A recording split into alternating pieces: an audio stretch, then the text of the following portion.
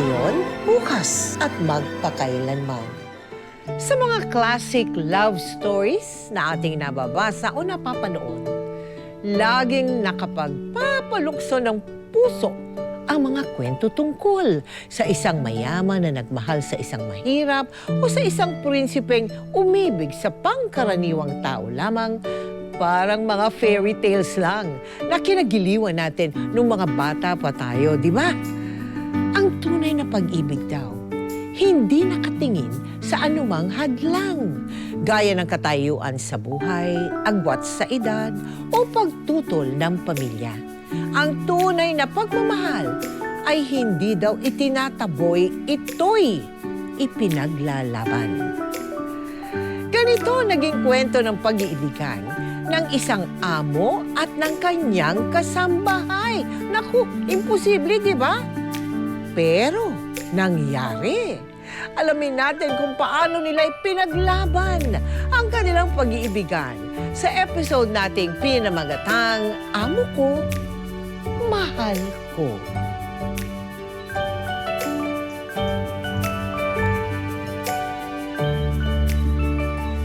Na-stroke si Ma'am Auntie. Pinagamot naman, gumaling. Kaya lang, syempre, hirap nang maglakad. Tapos pag nagsasalita, bubulol-bulol. Kumuha nga ito si Sir ng caregiver. Kaya lang, after 5 months, ay umalis agad. Bilib nga ako dito kay Sir, eh. Ang tiyaga. Akalain mo, siya ang bagong caregiver ni Ma'am. Yung anak nila, hindi uuwi. Ay nako, ewan ko ba doon? Nurse sa Amerika. Nag-aalaga ng iba pero sarili niyang nanay hindi niya maalagaan. Oy, teka lang. Ito na pala tayo. Halika na.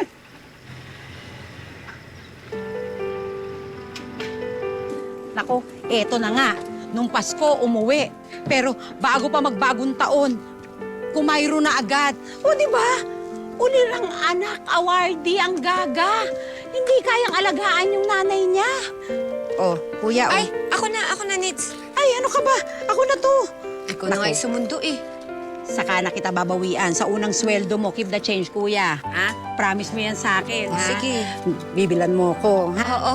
Ay, Miss. Ay, hindi pala. Hindi na ako mangungubra sa'yo. Kailangan mo bumili ng bagong maleta. Bulok na yung maleta mo. Oh. Halika na, tara. Bukas lang yung gate, hindi sila nagtatrangka? Paano kung pasukin ng... Pasukin na magnanakaw. Simula nung maratay ang ma'am ko, wala nang pakialam ang sir ko. Kaya halika na. Tara, pasok na tayo. Sandali. Ha? Isasara ko lang yung Uy! gate. Ano bang ginagawa mo? Sinabi ko na, sundan mo na ako eh. Halika na. Bilisan mo dyan. Halika, dito tayo. Halika na. Juliet, bago mo nakilala si Wilmar, may love life ka ba? Wala po. Wala at that time. Opo. Pero may anak ka isa. Opo. Anong trabaho mo dati sa kanila? Sa bahay po nila. All around? Opo. Luluto, laba, plancha, ganon, linis. Ganon. Ano naging sakit ng asawa niya? Na high blood po yun, stroke po. Na-stroke. Yung wife nung nagkasakit, inalagaan mo rin. Opo. Maayos naman yung pag-alaga mo. Opo.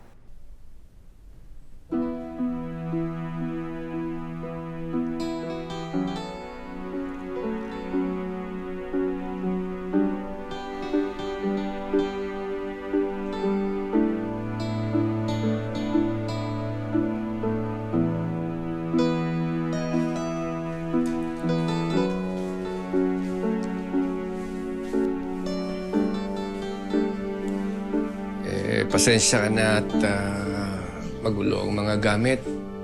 Hindi kasi araw-araw nalilinis dito. Maliban na lang kung sinisipag itong sinits kapag napunta rito. Dahil kasi laba, plancha, ng mga kobre kama lang naman at mga tuwalyang nadumihan ni Mrs. Dalawa lang naman kasi kami dito, Oyet. Ano nga pala ang pangalan mo, Iha? Juliet po. Juliet po, sir. Oh, Juliet. Oh, tama nga na, Juliet. Oo nga pala, pasensya ka na. Nagiging makalimutin na rin ako. Okay lang po, sir. Pinabili ko nga pala ng makakain natin itong sinits. Dahil kung ako lang naman ay pati na tinapay lang naman ako at lugaw at sinasaluhan ko si Mrs.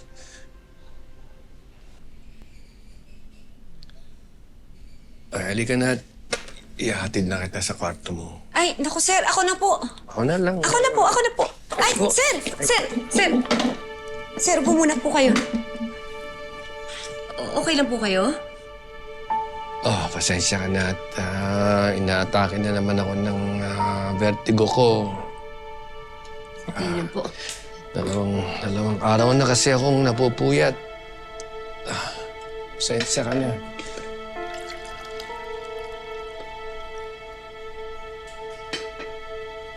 Sir, tubig. Tubig po muna kayo. Salamat.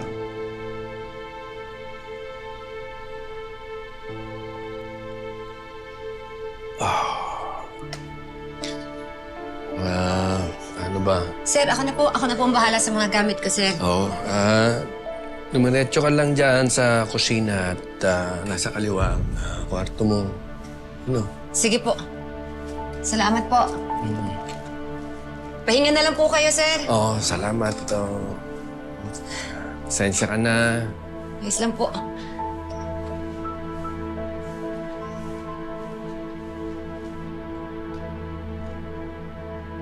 Sa unang pagkikita pa lamang nila ng kanyang bagong amo, ramdam na ni Juliet na mabait at magiging maayos ang pakikitungo nito sa kanya.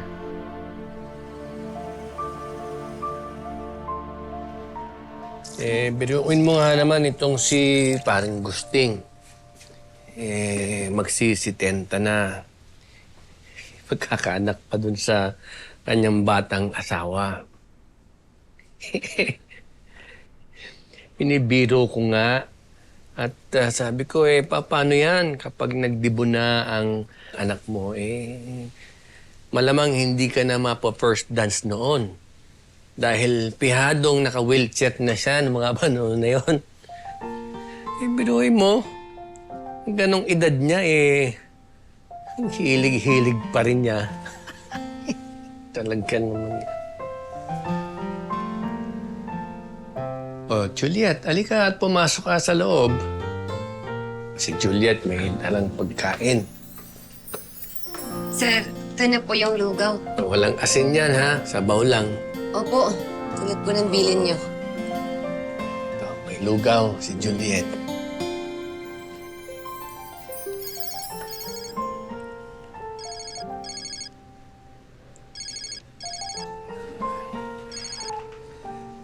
Hello, Roan. Pang, ano ba? Ba't ngayon mo lang ako sinagot? Kahapon pa ako tawag ng tawag Nag-aalaga ako sa mamang mo. Naghihintay na ng sagot si Mrs. Medina. Tungkol to doon sa bahay, di ba? Para ma-process na agad yung papers. Sige ka, baka hindi na ituloy yung bentahan. Kinig ka muna. Pinag-iisipan ko pa. Pang, ang dami-dami ng houses for sale. Pwede ba, Roan? Makinig ka muna sa akin. Ang dami-dami mong sinasabi, parang hindi ka na marunong makipag-usap. Ang sabi ko, pag-iisipan ko pa kung ibebenta ko ang bahay. Huwag mo kaming pangunahan ng mamang mo. Pang, ano ba? Mag-isip nga kayo. May sakit si Mamang. Malaki na rin ang ginagastos nyo dyan. Aanin nyo pa yung bahay na yan. Matatanda na kayo.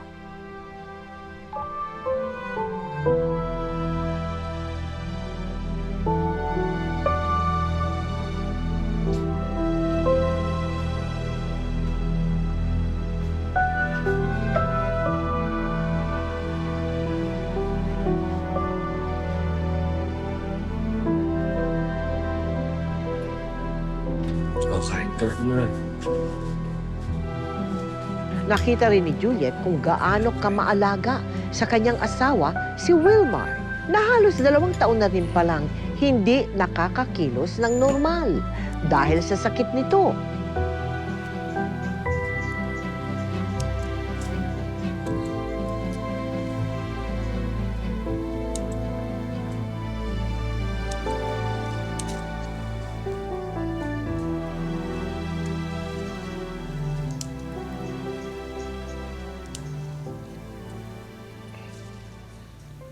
Hiyang din ba ang mga kamay mo sa paghahalaman?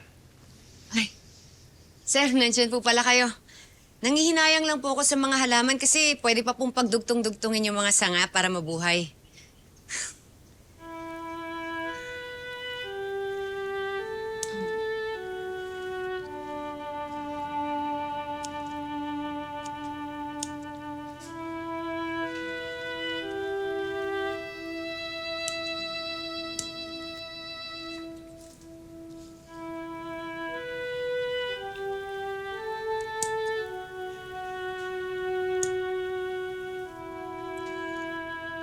Sana naging parang halaman na rin si Mrs. Nang sa ganun ay nahabaan pa ang buhay niya at panumbalik yung aming kasiyahan yung araw. Sir, gagaling po si ma'am.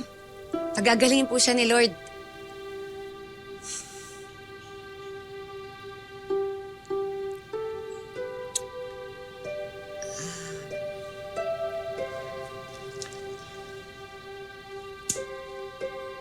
Sir, ito po tingnan niyo po to.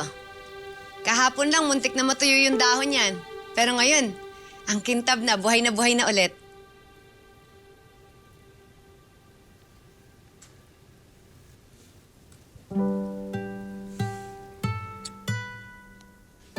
Salamat. Salamat.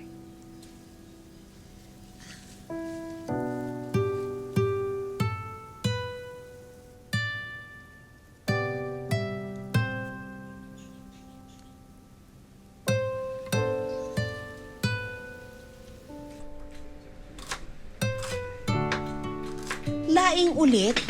Eh di ba nung isang araw lang, laing ng ulam ni Sir, tapos laing na naman? Nag-request kasi si Sir ng laing dahil matagal na daw siyang di nakakakain ito. Simula nung na-stroke si Ma'am. Sabi niya nga kalasa na luto ni Ma'am.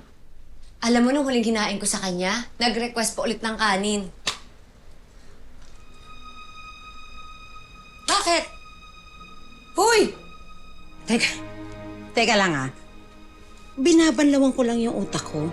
Actually, sinasabon ko pa nga Bakit? Marumi nga kasi.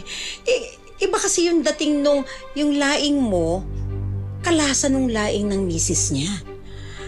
Alam mo yun, may kumparahan. Yung ganun, para kasing... Teka lang, Nitz. Alam ko na yung tinutumbok mo. Maling-mali. Uy, huwag ka nga mag-isip ng ganyan. Alam mo, maswerte ako kasi mabait sa akin si Sir. Kaya huwag mo nalagyan ng mali siya yun. Tsaka simula na nawala yung asawa ko, wala na akong pakialam sa mga ganyan. Anak ko na lang yung iniisip ko. O siya, sige, ako na yung malisyosa. Ako na yung marumi ang isip. Sa bagay, hindi ka naman gagawing kabit ni Sir. Siguro anak-anakan, pwede. Kasi thunders na yung lolo mo di ba? Alam mo, ito tumigil ka na kung anong pinag-iisip mo.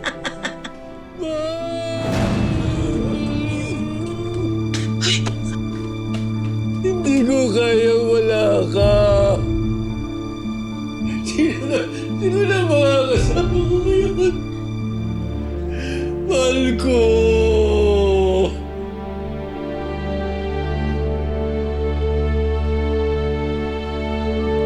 Mahal mo na ako ngayon. Nagpatuloy ka rin bang manilbihan sa kanila nung nawala na yung misis? Opo.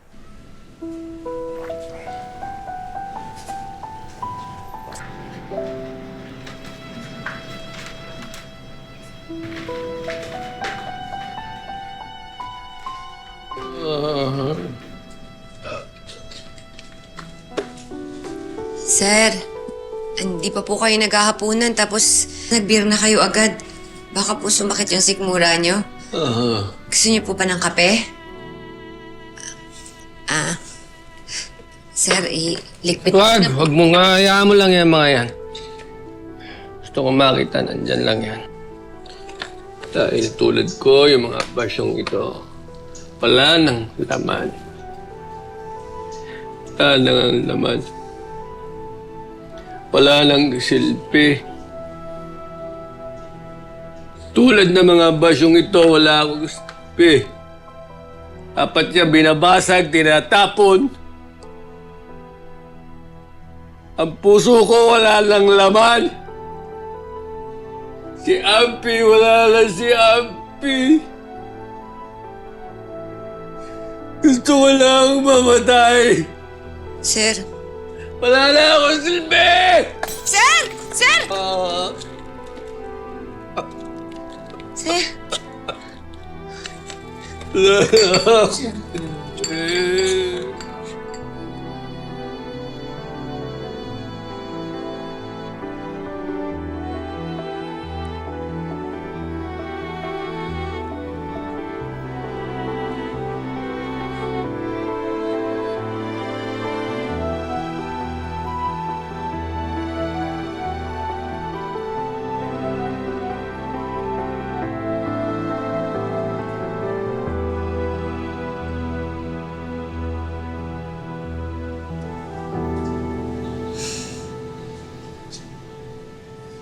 Sir, siguro, pogi ka nung bata ka, no?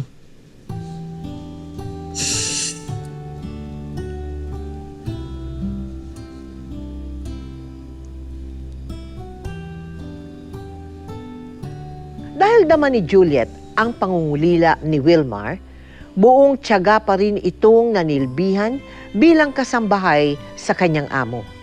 Kahit nasabik na siyang makita ang kanyang anak, pinili pa rin ni Juliet na manatili sa kanyang trabaho para na rin sa mga pangangailangan ng kanyang anak sa probinsya. Hanggang sa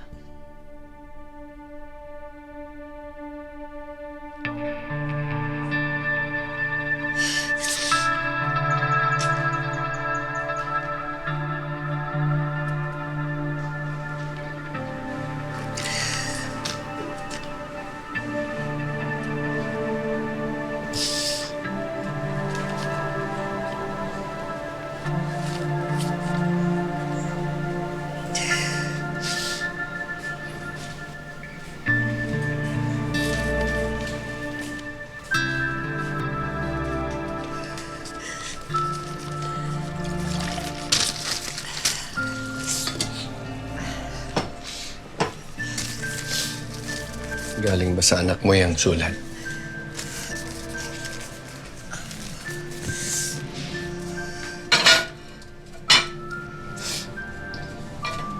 Pinauwi ka na ba niya?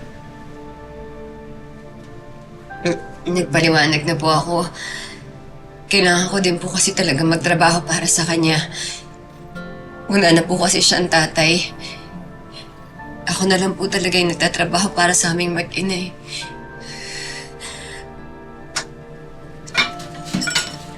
Mabuti kang ina, Juliet. Si Roan, ganun din. Ang ina niya na si Ampi sa kanya nung araw. Mga kabataan nga naman ngayon minsan nauna pa ang sumbat kesa sa pag-unawa. Huwag ka sanang mahihiyang sabihin sa akin kung may kailangan ka para sa anak mo. Baka may maitulong ako sa iyo. Sir, salamat po Bait-bait niyo po sa akin. Tana. Huwag ka nang umiyak, Tana. At pareho na tayo nagiging iyakin yan Di bang... Ayan na, sige na.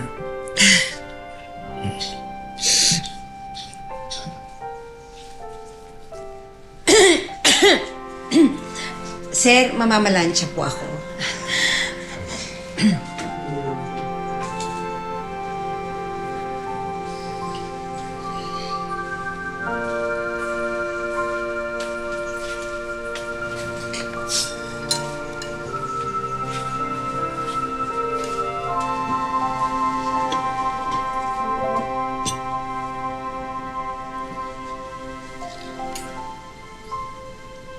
Salamat nga pala, Juliet, at ginamot mo yung sugat ko.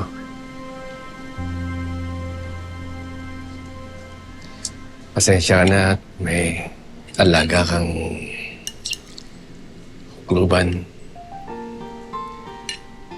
Hukluban na pusong mamumpa. Sir, kain na po kayo.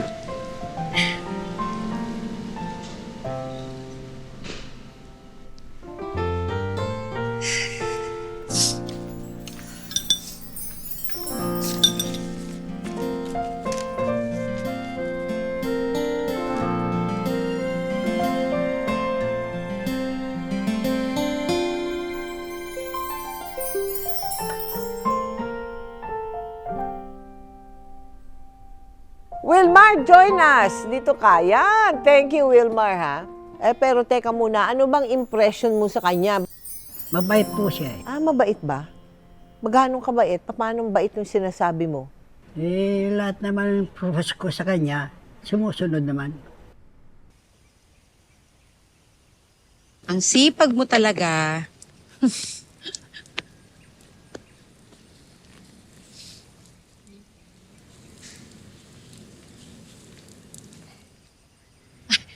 Sir, ingat kayo. Juliet, ito ako maghahaponan na. Yung billing ko, yung laing. Paborito ko. Opo, sir. Ganda na nga pala ng garden mo. Naku, salamat po, sir. Sige, bye. Ingat po.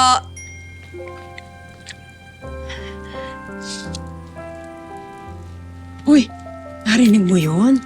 Naku, ang ganda na raw ng garden mo, Juliet. Ibig sabihin, ipinaangkin niya na sa'yo ang hardin niya ng pagmamahal. Awa. Ano yung sinasabi mo? Iba yung kilig mo eh. Oo, parang talagang may dumadaloy ng dugo papunta sa puso ko. O, tingnan mo, hawakan mo yung, iba yung, di ba? Yung kabog, Uy, ano ka ba? Magtigil ka nga, Nits. Parang sirato. Huwag sira-sira. Ang sinasabi ko lang naman, parang nagkakagusto na sa'yo si Sir. Una sa lahat ha, mag-iisang taon ng byudo yan. O, di ba? Pwede na yun. Pasok yan sa banga. Alam mo, magtigil ka nga, Nits. Kinikilabutan ako sa sinasabi mo. Parang tatay ko na yan si Sir. Di ba ikaw nga mismo yung nagsabi sa akin yan noon? Kaya hindi ko makita yung sarili ko na makakarelasyon ko yung halos tatay ko na. Kaya alisin mo na yun sa isip mo. Amo siya, kasambahay ako. Yun lang yun. Dire, nakita mo naman siya ngayon. Di ba? Hindi na siya mukhang tatay. Bagay kaya. Kinikilig talaga ako. Totoo. Ay, naku. Bahala ka nga dyan. O, saan ka pupunta? Ay, naku. Ito naman sinasabi ko lang sa'yo. Pikon agad. Gwapo kaya ni Sir. Kung sa akin lang yan talaga, hindi ako aarte. Kaya.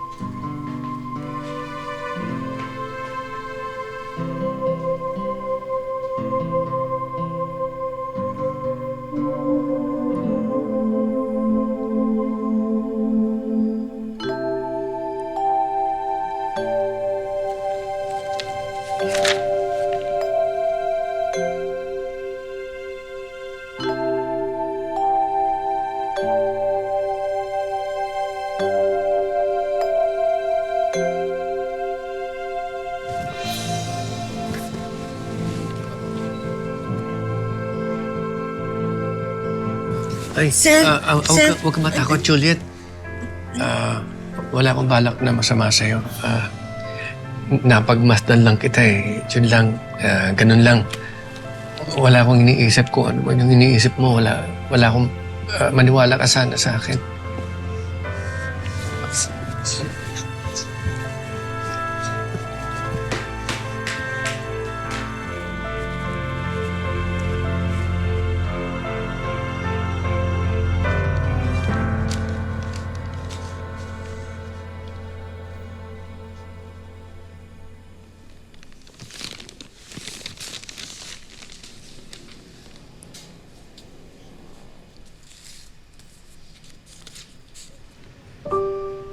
Ikaw ang nagdugtong sa buhay kong unti-unting pinapanawan na ng pag-asa.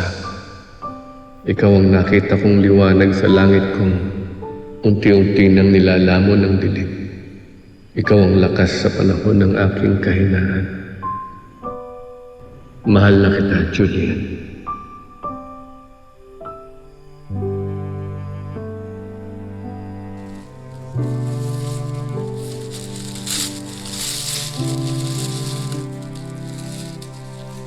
Sir,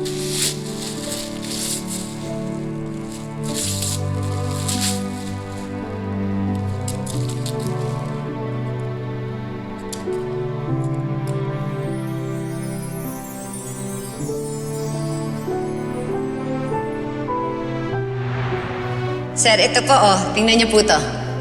Kahapon lang, muntik na matuyo yung dahon yan. Pero ngayon, ang kintab na buhay na ulit.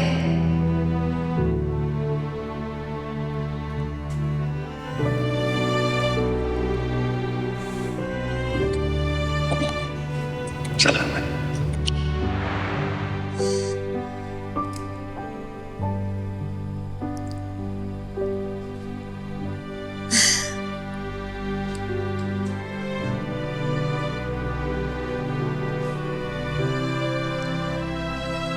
Alam ko, alangan ako sa'yo, Juliet.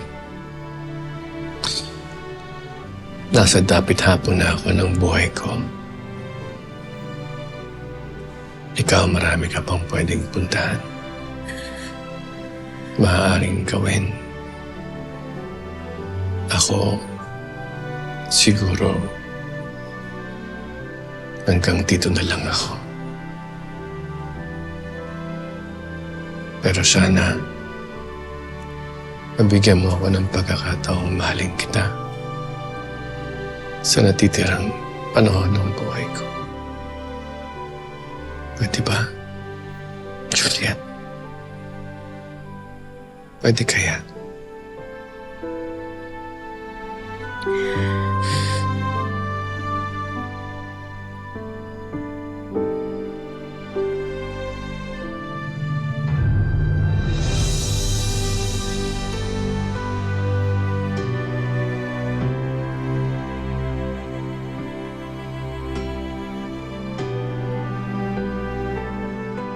Teka muna, hindi ba may anak ka sa abroad? Meron po. Oo, meron. Eh, nung nalaman nung anak mo na kayo may ipapakasal na, anong naging reaction niya?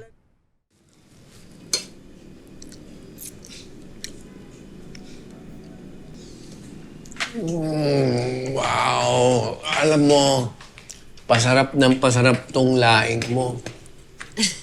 Kaya dapat, kapag laing ng ulam, dapat sinusubuan mo ko. Para lalo akong ganahan. Gusto mo ba? Sige. Konti lang na parami.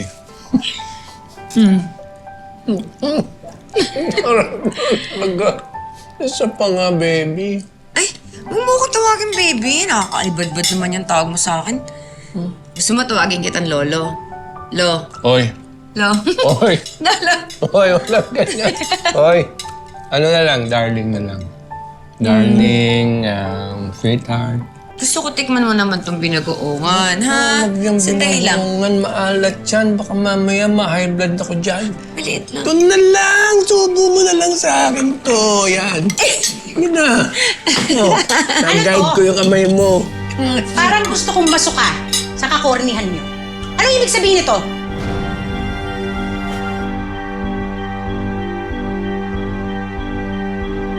Ron, anak, hindi ko alam na darating ka ngayon. Pang, kay ngayon, kay bukas, kay sa makalawa, madadatnan ko pa rin yung harutan niyo. So tama nga. Tama ang nakarating sa akin. Inaasawa mo tong babaeng to na dating tagalinis ng dumi ni Mamang nung may sakit pa siya. Ron, huwag kanyang dahan-dahan ka sa pananalita mo kay Juliet. Ikaw, atsay ka. Ang kapal din ng mukha mo, no?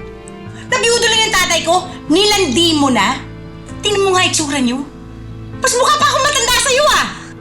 Ron, tama na. Tama na. Nilandi mo yung tatay ko. Tapos pumatol naman siya. Siyempre! Kasi gusto niyang patunayan sa sarili niya na kaya pang sumiping sa kanya ang isang babaeng katulad mo. Gold digger! O ano? Pera lang naman ang habol mo, diba? At ano namang mapapala mo sa tatay ko? Matanda na siya eh. Kahit sa kama, wala nang maibubugayan. Bastos ka na. Lapastangang ka pa. Arais ka dito! Aray! Mayos ka! Bitaw! Ron! Juliet, Juliet! Nang dahil sa masasakit na salita at insultong ibinato kay Juliet ng anak ni Wilmar, siya na rin ang nagdesisyon na bumalik sa probinsya at umuwi sa anak niyang naghihintay doon. Laban man sa loob ni Juliet na iwan si Wilmar at natutunan na rin niya itong mahalin. Sa kabila ng malaking agwat ng kanilang edad, tiniis niyang magkalayo sila na walang katiyakang muli pa silang magkikita. Ma? Edgar? Mama! Ba't di ka nagsabi? Sinundo sana kita.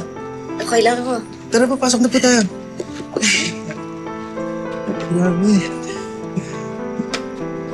Saan ka na? Okay lang. Sorry, magulo yung bahay. Kumain na po kayo?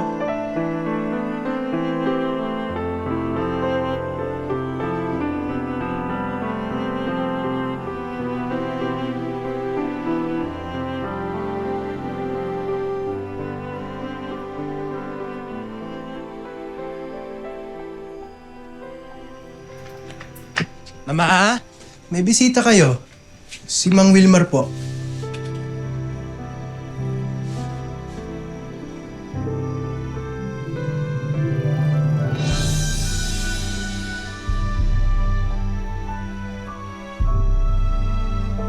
Ba't ka pa nagpunta dito? Di ba sinabi ko naman sa iyo? Ikaw ang lakas sa panahon ng kahinaan ko. Hindi ko kayang mawalay sa iyo, Julia.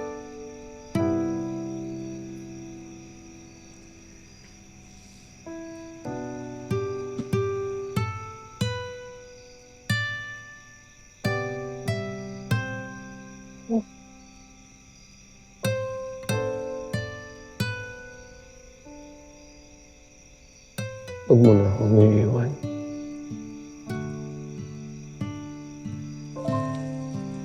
Mahal kita. Mahal na mahal.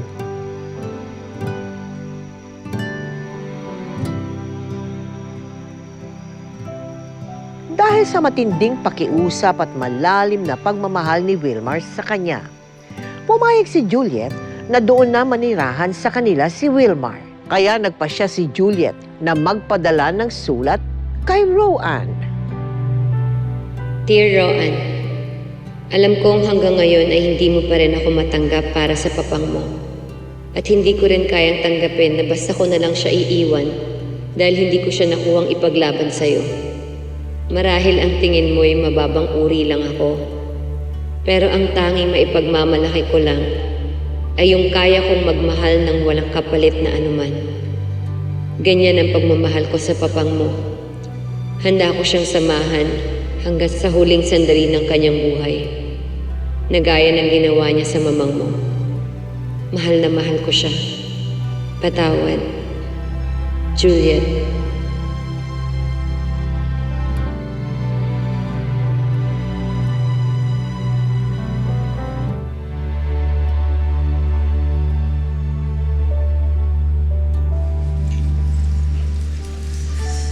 Mahal.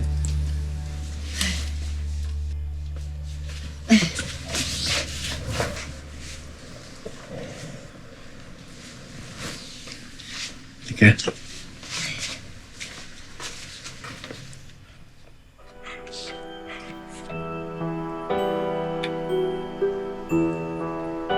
Si Roan, tanggap niya yung sulat na pinadala mo. At nandito siya para sunduin ako. Susunduin ka niya? Ang ibig sabihin, ilalayo ka na niya sa akin?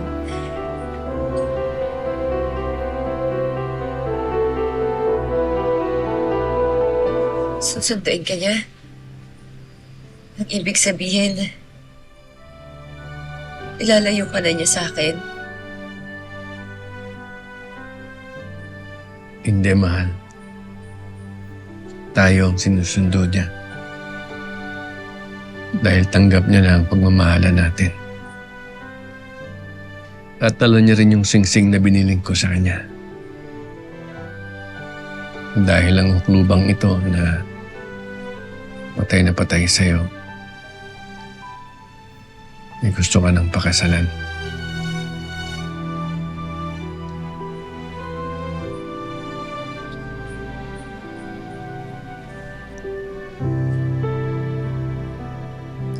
Juliet, will you marry me?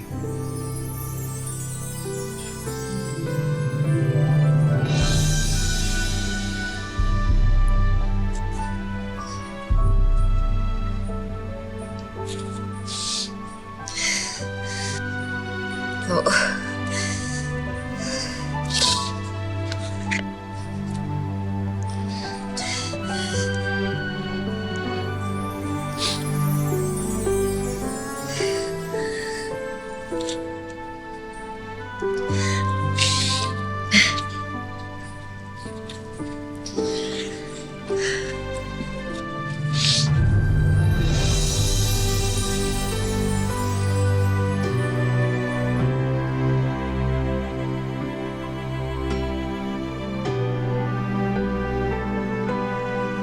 Nung kayo'y nagsasama na bilang mag-asawa, anong mga problema, Wilmar?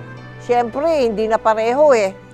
Hindi mo na siya katulong, hindi mo na siya kasambahay. Misis mo na siya. Opo. Aba, meron na siyang authority sa'yo. Kasi misis mo na siya eh. Oo. Oh, hindi ba mahirap yun? Hindi man po. Hindi man din. Hmm. Okay lang sa'yo na Okay lang naman. utos-utusan ka na niya ngayon. Opo, ganun na. Utosan ko rin siya. Utos, Pwede. hindi ka ba nahirapan, Juliet? May topak po yan. Ay, may topak din. Siyempre, lahat naman ng tao may topak. Paano pag tinotopak? Anong ginagawa? Sinusuyo ka. Aba, sinusuyo mo. O, siyempre, dapat ganun. Siyempre, Tama, ganun. Tama sa mga, ang misteryong ganun, susuyuin. Maraming salamat sa inyong dalawa, ha. At sana nga, magpatuloy ang inyong pagsasama ng matiwasay at maayos. Thank you. Alang-alang sa inyong anak. Thank you very Thank you much. po. Mahirap paniwalaan ang happily ever after. Dahil hindi pa rin naman natatapos sa mga pagsubok sa dalawang taong nagmamahalan. Ang mahalaga, walang sinumang bibitiw o maglalayo sa kanila dahil hindi marunong mapagod ang puso because love always finds its way. Ang love story ni na Juliet at Wilmar ay magandang paalala sa mga taong nag-aalangang lumaban para sa kanilang minamahal. Kaya mga ka-millennials ko, mga Gen Zs o Gen Alphas, huwag susukuan ang pag-ibig. Ngayon, bukas, at magpakailanman.